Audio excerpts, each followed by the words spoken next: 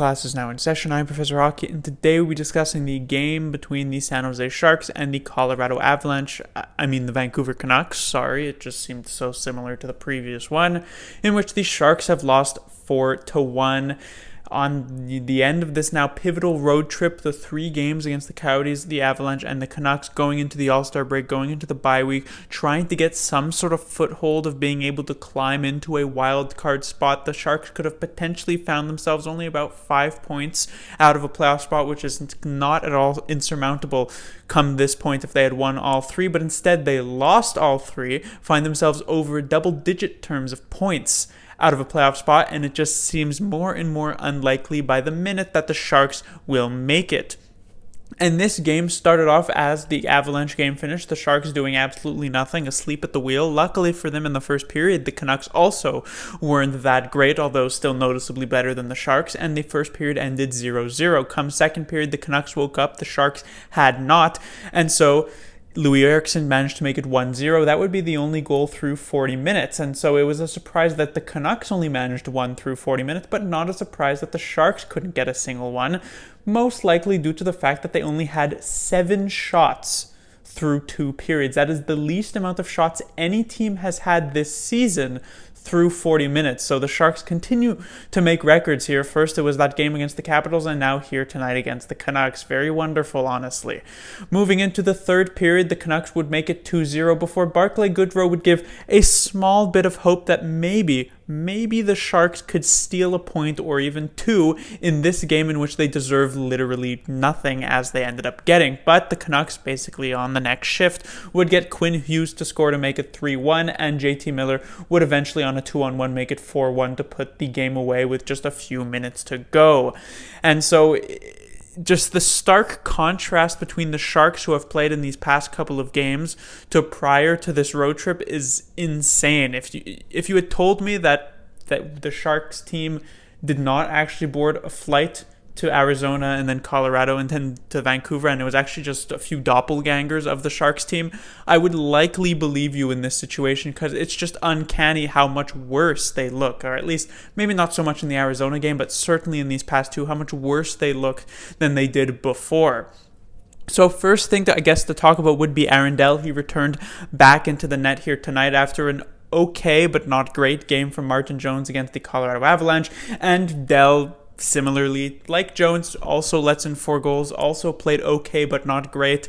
It was a pretty tough moment after Goodrow got that goal, and so maybe there was a chance the Sharks could come back, where Dell lets in a pretty weak one to Quinn Hughes from the point, but he didn't have much of a chance on the Miller one. The Pearson one was really tough as well, and the Eriksson one was just a bit unlucky. So all in all, not a terrible game from Dell. He certainly kept them alive in the first 40 minutes, but it was a tough goal to let in, that Canucks third one, that maybe really put the Sharks away, I guess. Next, I will talk about the new lines, as Booner, after getting shut out by the Colorado Avalanche, tried to find something here. It seems as though the absence of Logan Couture is really beginning to catch up to the Sharks. When Couture first went down with injury, the Sharks got a couple wins, and it looked like they might be able to brave the storm, but that does not seem to be the case anymore. The Sharks try to load up here in their top 6. They put Kane with Hurdle and Blichfeld, who returns to the lineup, as well as Meyer, Thornton, and LeBanc on the second line. This leaves the third and fourth lines rather scarce. The third line with Marleau, Suomela, and Goodrow, not necessarily the most enigmatic line, especially when you consider Sorensen was a healthy scratch in this game for whatever reason. And then the fourth line, as it has been, Nason, Shellman, and Carlson. So Blichfeld, as has been the case in the first couple games he played this season, didn't really do much. He looked, I guess, a bit better than he has in the past, but that might just be because he's been playing on a better line here. Suomela also looked decent, but not that great. And, people who were saying that DeBoer has not been giving enough of a chance to these younger players, now Booner comes in and it's a similar situation. The fact of the matter is that when you watch that rookie camp prior to the season, you watch the preseason, it was pretty clear that there were no young players for the Sharks forward-wise, as Ferraro did step in defensively. There were no young players for the Sharks forward-wise who were anywhere close to near ready for a full-time NHL career. And really this season, no young players have really been all that impressive. Gambrell has maybe had a couple of games here or there where he's been okay. Same goes with Shellman, who has showed to be a pretty decent fourth liner. But players like Blichfeld, like Gregor, Like, these players just really haven't stood out in any which way, which is leaving the Sharks obviously quite hurt now, only with one goal here in these past couple of games. And Booner is trying his best to try and find some sort of chemistry moving here. Thornton and LeBanc together, Kane, Hurdle, as I said, loading up the top six, but it just doesn't seem to be working out at the moment, which brings me to my next point, the state of the San Jose Sharks. I made a point like this going into the holiday break when there was still some time for the Sharks to be able to catch up. I gave them a mark of where they needed to reach in terms of a record to try and get into the playoffs. It was a realistic goal, though tough to make, and it started off pretty well out of the holiday break, but it has really tampered off as of late. So now the Sharks are going in to this final stretch, these final 30 plus games. I believe it's 32 or 33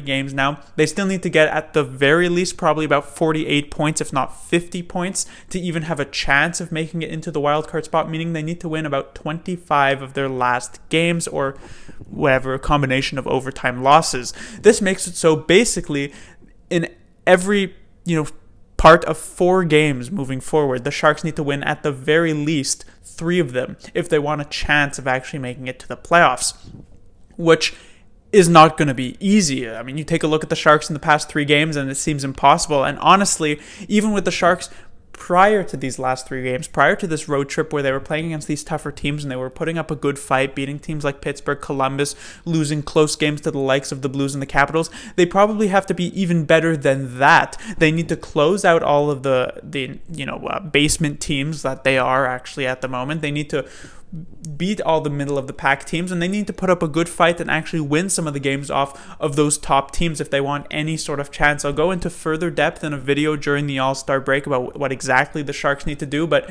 it's going to be tough, and just judging by these last 3 games, it's very far from going to be... It's going to be tough. Let's just leave it at that. That will do it for this review. The Sharks will be back in action in 9 days. As I said, All-Star break, bye-week combination here for the San Jose Sharks. And when they get back, they will face off against the Anaheim Ducks, a division rival who actually happens to be below them in the standings, one of only 2, them and the Kings.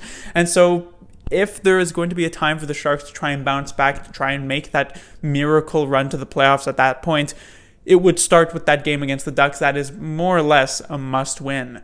Class dismissed.